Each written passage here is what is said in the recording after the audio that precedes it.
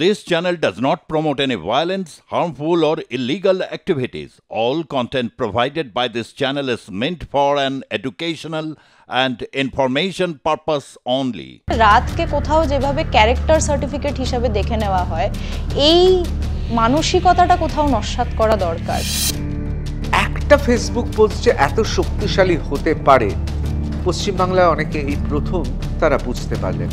Post করাটার বিষয় কোথাও সেই রাগের জায়গা থেকে যে কোনো নির্যাতনের ঘটনা হোক, সেইটা সবসময় আমার দোষে কেন ঘটছে সেটা বারবার শুনতে হয়। এই ফেসবুক পোস্টটা তৈরি করাটা মাথায় এলো কি করে? চাঁদকে কোথাও কাস্তে ভেবে নেওয়া হয়েছে, কিন্তু আমাদের কাছে সেটা চাঁদকে ধরা একটি হাত, এবং আমরা সেভাবেই জিনিসটা রিপ্রেজেন্ট করেছি। এই পোস্টারটা কি নিজের তৈরি করা? এই পোস্টার আরও যারা বন্ধুরা সেই দিন আসতে চেয়েছিলেন, সেই রাতে আসতে চেয়েছিলেন, তাদেরই তৈরি করা। এই মুহূর্তে কলকাতার সবচেয়ে বড় আতেল রিমঝিম সিনহা। যে ধরনের নর্মস ভ্যালুজ তোমার জন্য বেঁধে দেওয়া আছে সোসাইটি থেকে, সেটার থেকে বেরিয়ে তুমি কিছু করলেই তুমি মোটামুটি নষ্ট নারীর জায়গায় পৌঁছে যাচ্ছ। তোমার ডাকে এই যে উত্তাল হয়ে গেল গোটা বাংলা, কলকাতা শহর তো বটেই, নিশ্চয়ই ব্যক্তি হিসেবে কোথাও একটা মনে হচ্ছে একটা কাজের কাজ করেছো। আবার আমরা জানি আরজি করের মতো ঘটনা যে কোনো সংবেদনশীল মানুষ খুশি হলেও এখন খুশি হতে পারছে না এই নির্মম ঘটনার। আমি সেই জন্য ব্যক্তিগতভাবে আমি জানি নিশ্চয়ই কেউ খুশি নই, আমরা কেউই খুশি নই, কিন্তু কোথাও তো একটা মনে হচ্ছে যে একটা ডাকে যেই কেউ কাঁপতো না, সেখানে গোটা বিশ্ব কেঁপে গেল, বঙ্গবাসী কেঁপে গেল। কোথাও নিজেকে সুপার ওম্যান মনে হচ্ছে। সুপার উম্যান মনে হচ্ছে না, কিন্তু এইটা নিশ্চয়ই মনে হচ্ছে যে বাকি অনেক যারা মহিলারা রয়েছেন, সাধারণ ঘরের যারা মহিলারা আমরা রয়েছি, তাদের সবার সঙ্গে কোথাও আমি পায়ে পা মেলাতে পেরেছি বলে মনে হচ্ছে। আমার মনে হয় যে এই ধরনের রাগ, এই ধরনের ক্ষোভ আমাদের প্রত্যেকটি কেস সামনে আসার পরেই জমা হতে থাকে, এবং আমাদেরকে বারবারই এটা মোটামুটি গাল্প ডাউন করে নিতে হয় যে ঠিক আছে, যতটুকু আমাদের করা সম্ভব, যতটুকু জাস্টিসের জন্য বসে থাকা সম্ভব, সেটাই মাথায় রেখে করতে হবে। কিন্তু এই রাগ এবং ক্ষোভ আমাদের প্রত্যেক দিনের জীবন শৈলীর একটি পার্ট। আমরা যখনই বাড়ির বাইরে বেরোচ্ছি বা অনেক সময় বাড়ির ভিতরেও এটা ফেস করতে হচ্ছে, এবং বারেই মেনে নিতে হচ্ছে যে আমি মহিলা, আমার সাথে হয়তো এটা হতেই পারে, এটা আমার জীবনে মহিলা হওয়ার একটি অঙ্গ। এইভাবে সারা দিন ধরেই জিনিসটা আমাদের মাথায় চলতে থাকে। সেখানে হয়তো এই ফেসবুক পোস্টটি কোথাও সেই রাগ এবং ক্ষোভকে অ্যাড্রেস করার একটি জায়গা বলে নিজেকে এস্টাবলিশ করতে পেরেছিল, এবং আমার মনে হয় যে সাধারণ ঘরের নারীদের সঙ্গে আমি কোথাও তাদের পাশে দাঁড়িয়ে একসাথেই এই মুভমেন্টকে উইটনেস করতে পেরেছি। আমি একেবারে এই ফেসবুক পোস্টের ব্যাপারে চলে আসছি, যে একটা ফেসবুক পোস্ট যে এত শক্তিশালী হতে পারে, পশ্চিমবাংলায় অনেকে এই প্রথম তারা বুঝতে পারলেন। এই ফেসবুক পোস্টটা তৈরি করাটা মাথায় এলো কি করে? এবং আমরা যেটা দেখছিলাম, আমরা কবি দীনেশ দাসের কাস্তের কথা পড়েছি, আমরা জানি কাস্তে বারবার তরবারি হয়ে উঠেছে, বিপ্লবের অংশ হয়ে উঠেছে। সেইখানে এই যে পোস্টটা তৈরি করা, এর ইতিহাসটা কি? প্রথমে পোস্টটা দেওয়ার কথা মাথায় এসেছিল এই জায়গা থেকে যে কোনো কেস উঠে আসলে প্রথমেই তো ভিকটিমের উপরে পুরো দোষটা চাপিয়ে দেওয়া হয়, বা সার্ভাইভারের উপরে দোষটা চাপিয়ে দেওয়া হয়। বারে এইটা কোথাও খুঁজে বার করার চেষ্টা করা হয় যে যার সঙ্গে ঘটনাটি ঘটেছে তার কোন জায়গায় কোন খুঁতের জন্য সেই ঘটনাটি ঘটেছে। সেইভাবেই আরজি করের কেসেও দেখতে পাওয়া গেছিল যে প্রিন্সিপাল এই মন্তব্য করেছিলেন যে রাত্রেবেলায় মেয়েটি কেন সেই সেমিনার কক্ষে ছিল, তার ইনফ্রাস্ট্রাকচারাল অসুবিধা, তার প্রিন্সিপাল হিসাবে এই ধরনের মানে সার্ভিস প্রোভাইড না করতে পারা, যেখানে 36 ঘন্টা ডিউটি করে একজন ডাক্তার বিশ্রাম কক্ষে যেতে পারেন, তাকে সেমিনার কক্ষে গিয়ে রেস্ট নিতে হচ্ছে, এইটার অ্যাকাউন্টেবিলিটি না নিয়ে তুমি উল্টে দোষারোপ করার চেষ্টা করেছিলে। পোস্ট করাটার বিষয় কোথাও সেই রাগের জায়গা থেকে যে প্রত্যেকবার মহিলা বলে আমাকেই কেন এটা শুনতে হবে যে আমার কোনো একটা কারণের জন্য আমার সাথে কোনো ঘটনা ঘটছে, কোনো সেক্সুয়াল অ্যাবিউজের ঘটনা হোক, যে কোনো নির্যাতনের ঘটনা হোক, সেইটা সবসময় আমার দোষে কেন ঘটছে সেটা বারবার শুনতে হয়।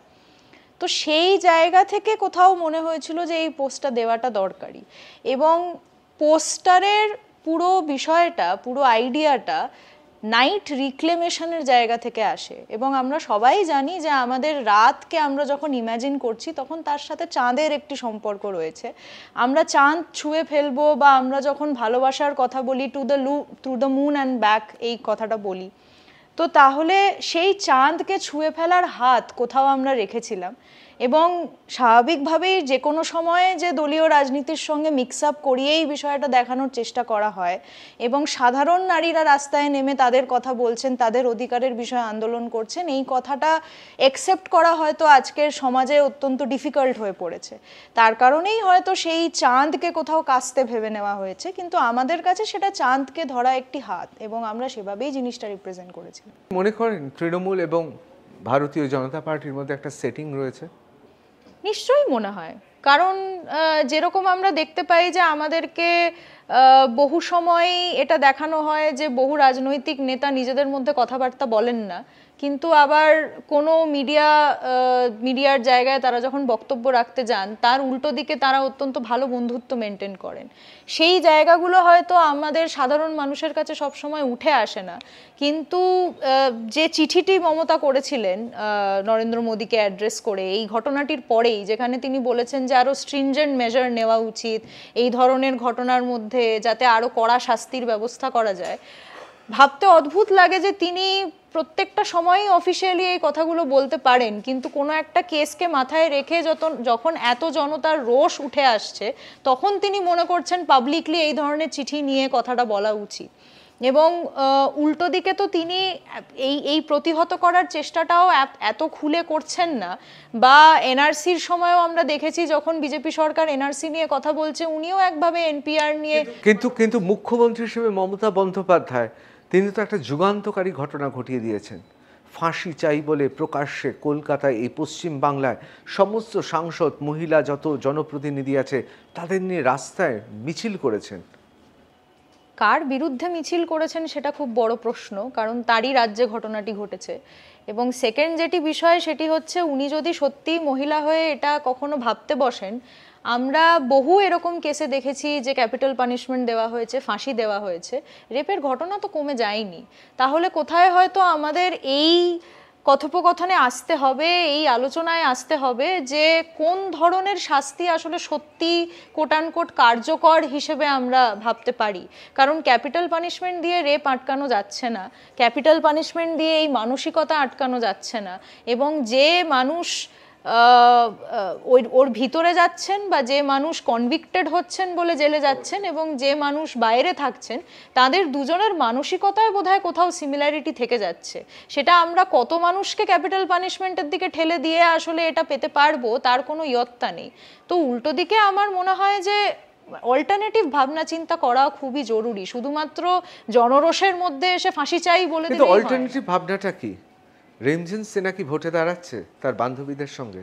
সেটা ঠিক আমার বা আমার বান্ধবীদের ডিসিশন বলে আমি মনে করি। তাহলে অল্টারনেটিভ কি, মানে কাকে, তাহলে মানুষ কার কাছে যাবে?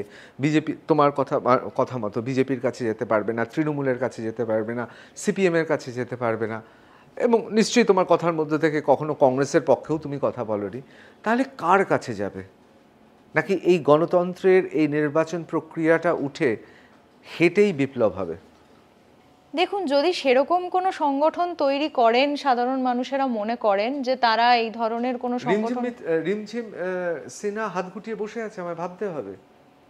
হাত গুটিয়ে বসে থাকা আমি তো মনে করি না। কোনো গোপন সংগঠনের কাজকর্ম চলছে? না, কোনো গোপন সংগঠনের কাজকর্ম চলছে না, কিন্তু এটা নিশ্চয়ই মনে করছি যে যদি মানুষে নিজেদের মতন করে কোনো সংগঠন গড়ে তোলেন, আমি যে অল্টারনেটিভ স্ট্রাকচারের কথাটা কিছুক্ষণ আগে বলছিলাম, সেই স্ট্রাকচারের মধ্যে যদি কোনো সংগঠন গড়ে ওঠে তাহলে সেটি হয়তো কোনো প্রতিনিধি দল হিসেবে দাঁড়াতে পারবে পরবর্তী। না, এবার আমি মজা করে বলছি, ব্যক্তিগতভাবে দিও না। ধরো 8B বাস স্ট্যান্ডের কোনো একটি বেঞ্চে বসে তুমি সমাজ পরিবর্তনের ডাক দিচ্ছ, তুমি একটা অল্টারনেটিভ একটা সিস্টেমের কথা বলছো, কিন্তু তুমি কিছু করছো না। মানুষ যদি করে, মানে অনেকটা স্যামুয়েল বেকেটের ওয়েটিং ফর গোদোর মতো, আমরা সবাই বসে থাকবো 8B বাস স্ট্যান্ডে তোমার সঙ্গে, যে কবে সেই দলটা হবে। এটা হতে পারে? আমি বিশ্বাসই করতে পারি না। রিমঝিম সিনহার মতো এইরকম মেধাবী, এইরকম সাহসিনী, তিনি চুপ করে 8B বাস স্ট্যান্ডে বসে আছেন। সেটাই বলার চেষ্টা করছিলাম যে শুধু বসে থাকার বিষয়টা নয়, যদি সাধারণ মানুষ এটা মনে করেন যে সংসদে যাওয়াটা জরুরি, তাহলে হয়তো সংসদে যাব, সেই সংসদেও প্রশ্ন করব, সংসদের বাইরেও প্রশ্ন করব, যে ধরনের জুডিশিয়াল কাঠামো রয়েছে সেগুলিকেও প্রশ্ন করা অত্যন্ত দরকার। নিশ্চয়ই আমাদের আইনের বা সুপ্রিম কোর্টের যে ধরনের বিচার প্রক্রিয়া চলে সেই প্রত্যেকটি বিচার প্রক্রিয়ার সঙ্গে যে সবসময় সহমত হতে পারি তা নয়, বা হাইকোর্টের প্রত্যেকটি বিচার প্রক্রিয়ার সঙ্গে সবসময় সহমত। তাহলে দরকার হলে রিমঝিম সিনহা সমাজ পরিবর্তনের জন্য দরকার হলে সংসদীয় রাজনীতিতে নামবে, ভোটে দাঁড়াবে। শুধু রিমঝিম সেনা সেটা প্রশ্ন না, আমি বলছি প্রতীক। জোয়ানো আর্ক তো একা ছিলেন না ইতিহাসে, একটা প্রতীক হিসেবে আমি রিমঝিমের কথা বলছি। রিমঝিম আমার শেষ প্রশ্ন।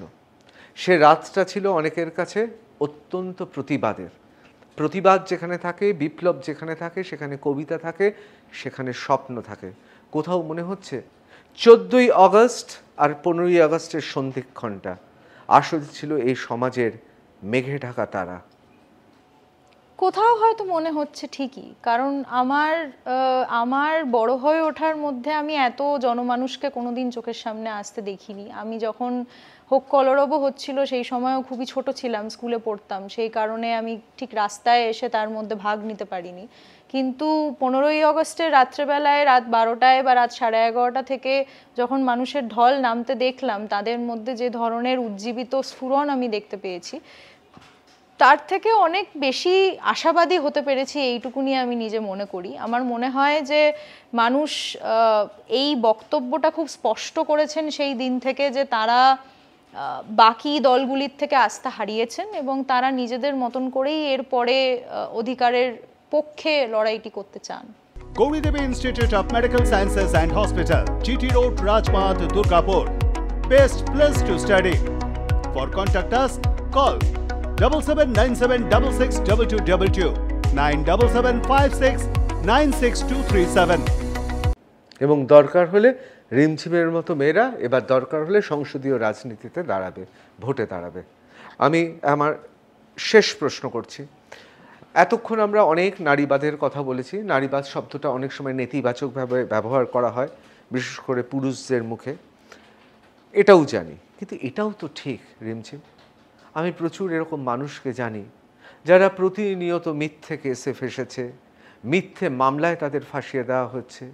এবং পশ্চিম বাংলায় এরকম হাজারো পুরুষ আছে যারা মহিলাদের কাছে নির্যাতনের শিকার হয়েছেন এবং কোথাও কোথাও তাদের নিয়ে হাসাহাসি করা হয়, মানে পীড়িত পতি সমাজ বলে।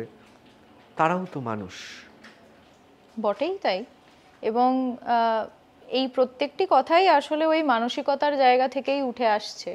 এবং আসলে আমার মনে হয় যে যতবার আমরা মহিলাদের কোনো নিপীড়ন বা নির্যাতনের কথা উঠিয়ে আনি, ততবারই হোয়াটঅ্যাবাউটারিতে চলে আসে যে পুরুষরাও তো নির্যাতিত হচ্ছেন, তাহলে এই কেসটাকে নিয়ে এত বেশি কথা হচ্ছে কেন।